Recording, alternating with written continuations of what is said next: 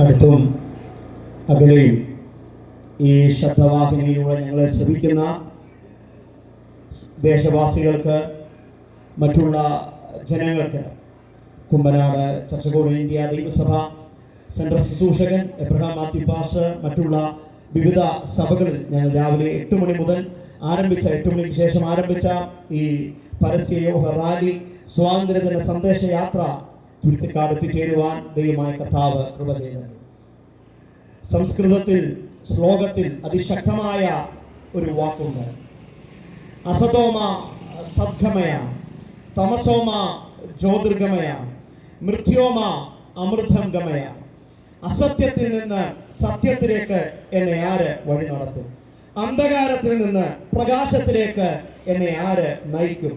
മരണത്തിൽ നിന്ന് അമർത്യത്തിലേക്ക് എന്നെ ആര് നയിക്കും എന്നതാണ് ആ ആഹ്വാനമുള്ള ശക്തമേറിയ ചോദ്യം. ഈ ലോകത്തിൽ വിശുദ്ധ ബൈബിൾ പ്രഖ്യാപിക്കുന്ന, ഞങ്ങൾ രാവിലെ മുതൽ ഇത്രയും നേരം ഘോരഘോരമായി സംസാരിക്കുന്ന ഒറ്റ പരമാർത്ഥമേറിയ സത്യമാണ്. അന്ധകാരത്തിൽ നിന്ന് മനുഷ്യനെ അത്ഭുത പ്രകാശത്തിലേക്ക് നയിക്കുവാൻ കഴിയുന്ന ഏക മാർഗം മാത്രമാണ്.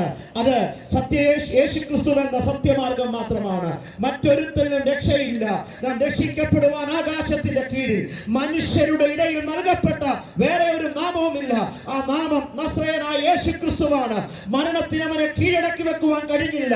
ശവക്കല്ലറയ്ക്ക് അവനെ ഒതുക്കി വെക്കാൻ കഴിഞ്ഞില്ല. കാരണം അവൻ ഉയർപ്പിന്റെ നാഥനാണ്.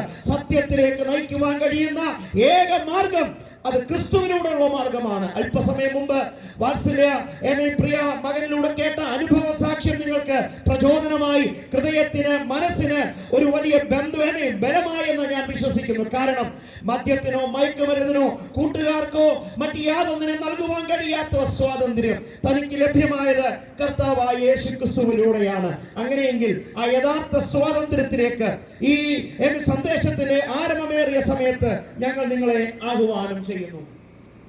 വിശുദ്ധ ബൈബിൾ പ്രഖ്യാപിക്കുന്ന ഒരു പ്രഖ്യാപനം ഇതാണ്: ഇതത്രേ സുപ്രസാദ കാലം, ഇതത്രേ രക്ഷാ ദിവസം. വിശുദ്ധ ബൈബിൾ ഒരു കഥാപുസ്തകമല്ല കേട്ടോ. വിശുദ്ധ ബൈബിൾ ഏതെങ്കിലും ഒരു മുത്തച്ഛിക്കഥയല്ല. മറ്റേതെങ്കിലും സാധാരണമായ ഒരു സാഹിത്യം പോലൊരു സാഹിത്യമല്ല. അതിൽ നിന്നൊക്കെ വ്യത്യസ്തമായി കാലങ്ങൾ മാറും, രാജാക്കന്മാർ മാറും, ഭരണാധികാരികൾ മാറും, ശാസ്ത്രം വളർന്നു, സാങ്കേതിക വിദ്യകൾ ഒരു കൈക്കുമ്പിളിൽ എത്തുന്ന മൊബൈലിൽ മാത്രം ഒതുങ്ങുന്ന ഒരു കാലഘട്ടം. എന്തിനേറെ പറയുന്നു, മനുഷ്യൻ ചന്ദ്രനിൽ വരെ എത്തുന്ന ഒരു കാലഘട്ടത്തിലേക്ക് നാം എത്തപ്പെട്ടിരിക്കുകയാണ്. എന്നാൽ ഇതിന്റെയൊക്കെ നടുവിൽ നാം വിളിച്ചു പറയുന്ന പരമാർത്ഥമേറിയ ഒരു സത്യം, മനുഷ്യന് സമാധാനം കണ്ടെത്തുവാൻ സാങ്കേതിക വിദ്യകൾക്കോ ഭരണകൂടങ്ങൾക്കോ മറ്റേതെങ്കിലും സംവിധാനങ്ങൾക്കോ കഴിയാതിരിക്കുമ്പോ ഞങ്ങൾ ചങ്കുപിളർന്നിവിടെ പ്രസംഗിക്കുന്നത്, ഇവിടെ തെരുവോരങ്ങളിൽ ചൂടിനെ വകവെക്കാതെ, സമയത്തെ വകവെക്കാതെ ഞങ്ങളിവിടെ നിൽക്കാനുള്ള ഒറ്റ കാരണം ഞങ്ങളുടെ ഹൃദയത്തിൽ നൽകിയ സമാധാനമാണ്, കർത്താവ് നൽകിയ ആശ്വാസമാണ്, ഹൃദയത്തിൽ പ്രകാശിപ്പിച്ച ആ പ്രകാശനമാണ്. അതുകൊണ്ട് വിശുദ്ധ ബൈബിൾ പ്രഖ്യാപിക്കുന്ന ഒരു പ്രഖ്യാപനമുണ്ട്: നിന്റെ വചനം എന്റെ കാലിന് ദീപവും എന്റെ പാതയ്ക്ക് പ്രകാശവുമാണ്. മനുഷ്യ ജീവിതത്തിന് മാർഗരേഖ നൽകുവാൻ കഴിയുന്ന, മാർഗരക്ഷ നൽകുവാൻ കഴിയുന്ന ഏക മാർഗം നസ്രയനായ യേശുക്രിസ്തുവിലൂടെ മാത്രമാണ്. ആരാണ് യേശുക്രിസ്തു? രക്ഷകതന്ത്ര നിയമപ്രകാരം അവൻ പച്ചവെള്ളത്തെ വീഞ്ഞാക്കിയ ഒരു മഹത്വവാനായ വ്യക്തിത്വമാണ്. ഭൗതിക ശാസ്ത്ര പ്രകാരം അവൻ സ്വർഗാരോഹണം ചെയ്ത ഗുരുത്വാകർഷണത്തെ വ്യതിചലിച്ചുകൊണ്ട് മഹത്വത്തിലേക്ക് പ്രവേശിച്ച ഒരു മഹത്വവാനായ കർത്താവാണ്. സാമ്പത്തിക ശാസ്ത്രപ്രകാരം പറഞ്ഞാൽ 5 അപ്പത്തെ 5000 പേർക്ക് വീതിച്ചു കൊടുത്ത ഏത് സാമ്പത്തിക ശാസ്ത്രത്തിനും അത്ഭുതകരമായ പ്രവൃത്തി വെളിപ്പെടുത്തുവാൻ കഴിവുള്ള ഒരു ദൈവമാണ്. ദൈവശാസ്ത്ര നിയമപ്രകാരം പറഞ്ഞാൽ ഏത് ചെറിയ ഡോസിനും നൽകുവാൻ, സൗഖ്യം നൽകാൻ കഴിയാതിരിക്കുമ്പോൾ എന്തിനേറെ പറയുന്നു, യായിറോസിന്റെ മകൾ മരിച്ചുവെന്ന് സാക്ഷീകരിച്ച് തന്റെ ബാല്യക്കാരൻ വന്ന് പറഞ്ഞപ്പോൾ യേശു പറഞ്ഞൊരു മറുപടിയാണ്: വിശ്വസിക്കുക, മാല മരിച്ചിട്ടില്ല, അവർ ഉറങ്ങുകയാണ്. അങ്ങനെയെങ്കിൽ ഈ സായാഹ്നത്തിൽ ഞങ്ങൾ വിളിച്ചു പറയുന്ന പരമാർത്ഥമേറിയ സത്യം, ചരിത്രം പറയുന്നു മരണം കൊണ്ടെല്ലാം അവസാനിക്കുമെന്ന്. എന്നാൽ വിശുദ്ധ വേദപുസ്തകം പറയുന്നു മരണം കൊണ്ട് തീരുന്നതല്ല, മരണത്തിനപ്പുറം ഒരു വലിയ പ്രത്യാശയുണ്ട്. ഏതു മരണത്തെ തോൽപ്പിച്ച, ഏതു പാതാളത്തെയും ജയിച്ച ഒരു നസ്രയനായ യേശുവിനെയാണ് ഇന്ന് ഈ സായാഹ്നത്തിൽ ഞങ്ങൾ പ്രസംഗിക്കുന്നത്. റോമ ഗവൺമെന്റ് വിവിധങ്ങളായ രാജാക്കന്മാരുടെ കാലഘട്ടം കാലഘട്ടം. അലക്സാണ്ടർ പറഞ്ഞു, ഹേ സമുദ്രമേ, നീ കൂടെ നദിയായിരുന്നെങ്കിൽ, നീ കൂടെ കരയായിരുന്നെങ്കിൽ നിന്നെ ഞാൻ അടക്കുമായിരുന്നു. എന്നാൽ താൻ 33 വയസ്സിൽ ഒരു കൊതുകിന്റെ കടി കൊണ്ട് താൻ ഒന്നുമില്ലാതെ മരിക്കുമ്പോൾ താൻ പറഞ്ഞൊരു വാചകമാണ്, ഞാൻ അഹങ്കരിച്ച് ഒത്തിരി മേഖലകളുണ്ട്, ഇവയെല്ലാം പിടിച്ചടക്കാമെന്ന് ഞാൻ ചിന്തിച്ചു.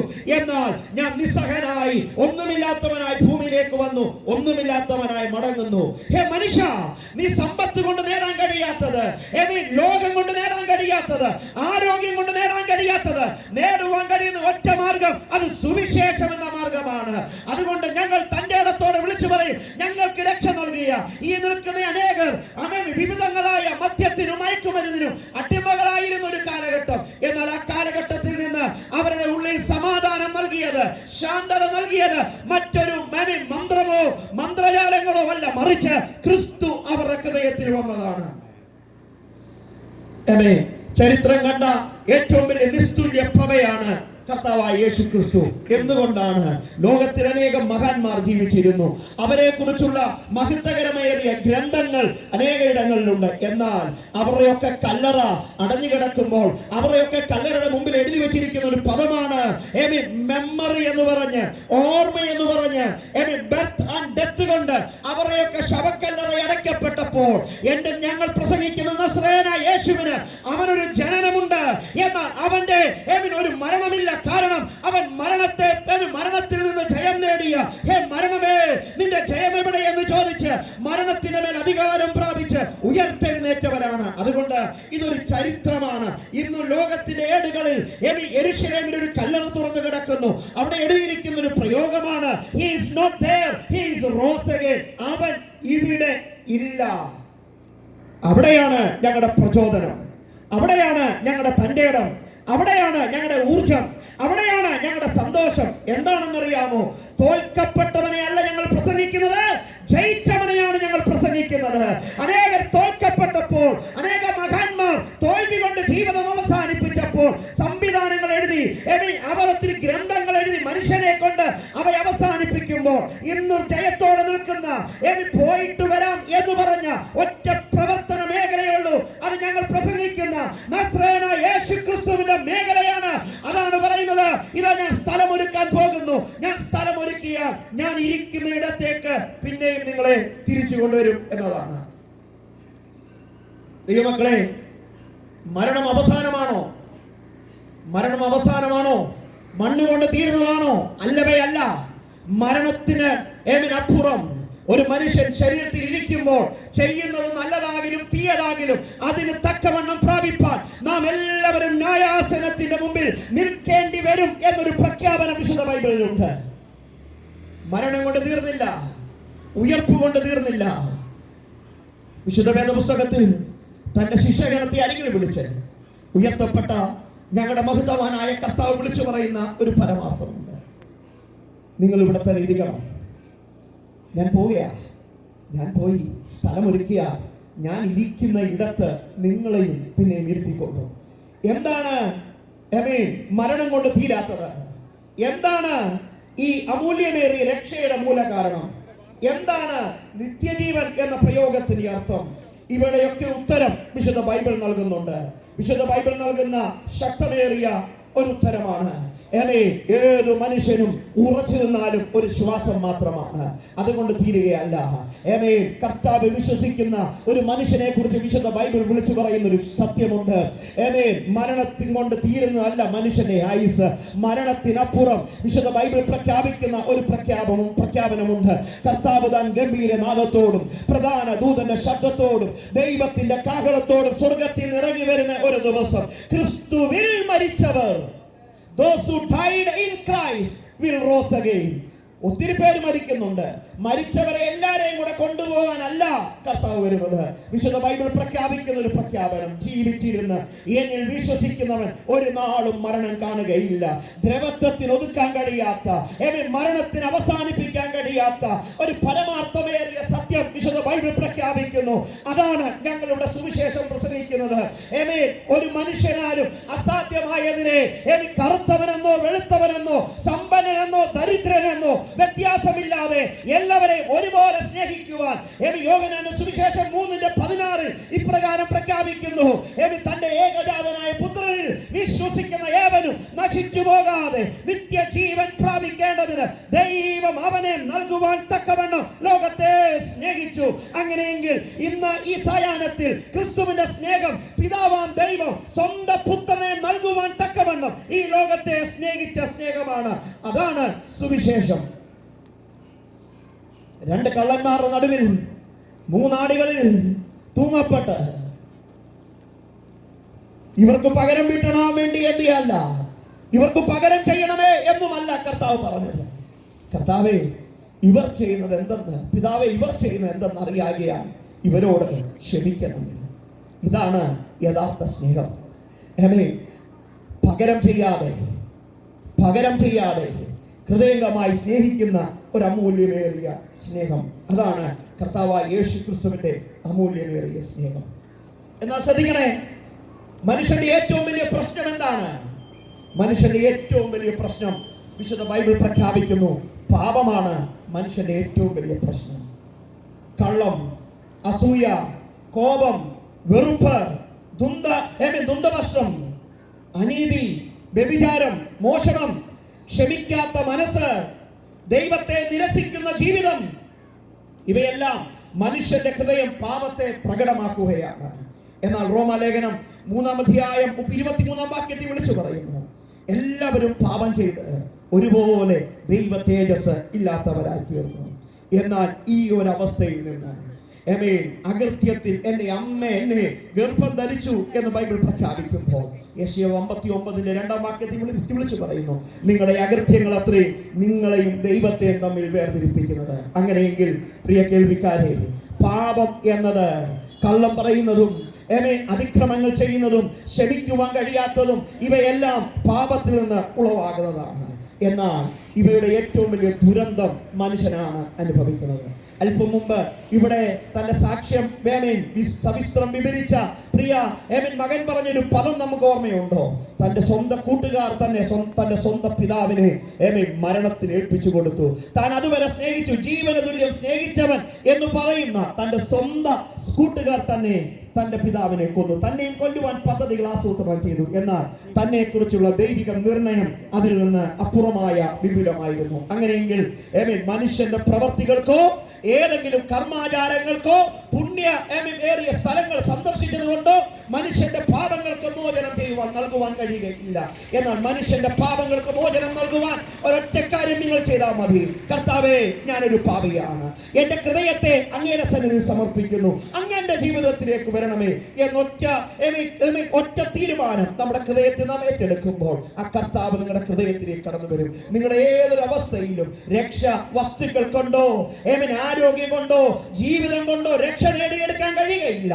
രക്ഷ നേടിയെടുക്കാൻ കഴിയുന്ന ഒരേ ഒരു മാർഗം, അത് നസറേനായ യേശു ക്രിസ്തുവിലൂടെ മാത്രമാണ് രക്ഷ നേടിയെടുക്കാൻ കഴിയുന്നത്.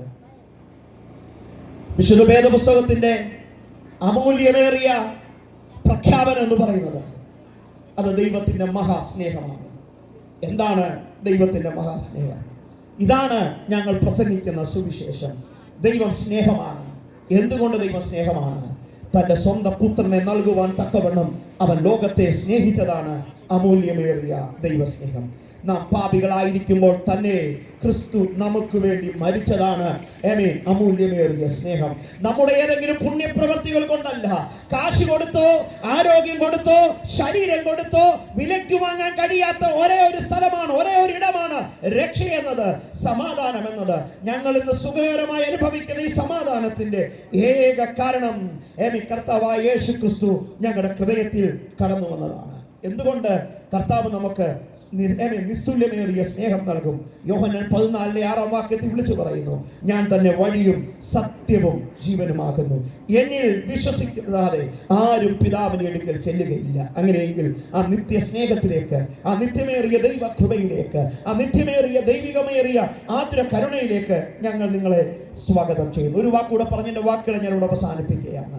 രക്ഷയുടെ വാതിൽ ഇന്നും തുറന്നു കിടക്കുകയാണ്. ഇതാണ് ഏറ്റവും അമൂല്യമേറിയ ഘടകം. നോഹയുടെ കാലത്ത് പെട്ടകം പണിഞ്ഞപ്പോ നോഹയെ ഒത്തിരി പേര് കളിയാക്കി, ഇത്രയും കാലം മഴയില്ല, പിന്നെ എന്തിനാ പെട്ടകം പണിയുന്നത്? എന്നാൽ ഒരു ദിനം പെട്ടകം പണി പൂർത്തീകരിച്ച് ദൈവം വാതിലടച്ചപ്പോൾ മഴയുടെ ആരംഭം കുറിച്ചു. 40 ദിനരാത്രങ്ങൾ മഴ പെയ്തു. ആമേൻ. മനുഷ്യർ ഓടി. നോഹയുടെ പെട്ടകത്തിന് അരികിൽ കിടന്നു എന്ന് പറഞ്ഞ പദമാണ്, വാതിൽ തുറക്ക്, ഞങ്ങൾ കയറട്ടെ. നോഹയുടെ മറുപടി, ഞാനല്ല വാതിലടച്ചത്, അടച്ചവന് മാത്രമേ തുറക്കാൻ കഴിയുകയുള്ളൂ. അങ്ങനെയെങ്കിൽ ഇന്ന് ഈ സായാഹ്നത്തിൽ ഞങ്ങൾ പ്രഖ്യാപിക്കുന്നത്, വാതിലിതാ തുറന്നു കിടക്കുകയാണ്.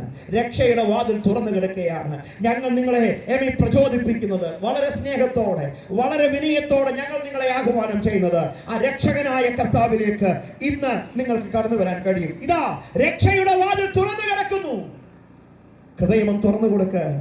ആ വാതിലിലൂടെ കർത്താവ് വാതിൽക്കൽ നിന്ന് മുട്ടുകയാണ്. ആരെങ്കിലും എന്റെ ശബ്ദം കേട്ട് വാതിൽ തുറന്നാൽ അവൻ നമ്മുടെ കൂടെ പാർക്കും. ഈ സായാഹ്നത്തിൽ നമുക്കൊരു തീരുമാനമെടുക്കാം. നിങ്ങളുടെ ഹൃദയത്തെ ഒരു നിമിഷം തുറക്കാൻ കഴിയുമോ? നിങ്ങളായിരിക്കുന്ന ഇടത്ത് നിങ്ങളുടെ ഹൃദയത്തെ തുറക്കാൻ കഴിയട്ടെ. കർത്താവേ, മരണമുറപ്പാണ്. കൊട്ടാരമായാലും നാം അതിനെ വിട്ടേ മതിയാവൂ. കോട്ടയ്ക്കകത്തും മൃത്യു വരും. എന്നാൽ വിശുദ്ധ ബൈബിൾ പ്രഖ്യാപിക്കുന്നു, മരണം ഒരു ഉറക്കമാണെങ്കിൽ ഉറക്കം ഉണരുന്ന ഒരു ദിവസമുണ്ട്. മരണം കൊണ്ട് തീരുകയല്ല, മരണത്തിനപ്പുറം ഒരു ഉണരുന്ന ഒരു ദിവസമുണ്ട്. ഏതാണ് ആ ദിവസം? കാലസംഗതികൾ വിളിച്ചു പറയുന്നു. നിങ്ങൾ യുദ്ധങ്ങളെയും യുദ്ധസ്തുതികളെ കുറിച്ച് കേൾക്കുമ്പോൾ ഒരു കാര്യം ഓർത്തോണം, കർത്താവിന്റെ വരവ് പടിവാതിക്കലായിരിക്കുന്നു. അങ്ങനെയെങ്കിൽ ആ കർത്താവിന്റെ വരവ് പടിവാതിക്കലായിരിക്കുന്നു. ആ നിത്യരക്ഷയ്ക്ക് വേണ്ടി ഒരുങ്ങുക. കർത്താവ് നമുക്ക് കൃപ നൽകട്ടെ. ആരാണ് അന്ധകാരത്തിൽ നിന്ന് പ്രകാശത്തിലേക്ക് നയിക്കുവാൻ കഴിയുന്നത്? ആരാണ് അസത്യത്തിൽ നിന്ന് സത്യത്തിലേക്ക് നയിക്കുവാൻ കഴിയുന്നത്? ഏക മാർഗമാണ്. അതാണ് അല്പസമയം കഴിയുമ്പോൾ ഞങ്ങളോട് പ്രഖ്യാപിക്കുന്ന ഒരു പരമാർത്ഥ സത്യമുണ്ട്. യേശു മാത്രമാണ് വഴി, യേശു മാത്രമാണ് സത്യം, യേശു മാത്രമാണ് നിത്യജീവൻ, യേശുവിലൂടെ മാത്രമാണ് മനുഷ്യന് പാപമോചനം നേടുവാൻ കഴിയുന്നത്. ആ നിത്യസ്നേഹത്തിലേക്ക് ഞാൻ നിങ്ങളെ ആഹ്വാനം ചെയ്ത് സമയം അനുവദിച്ച എല്ലാവർക്കും നന്ദി. ദൈവം സഹായിക്കും.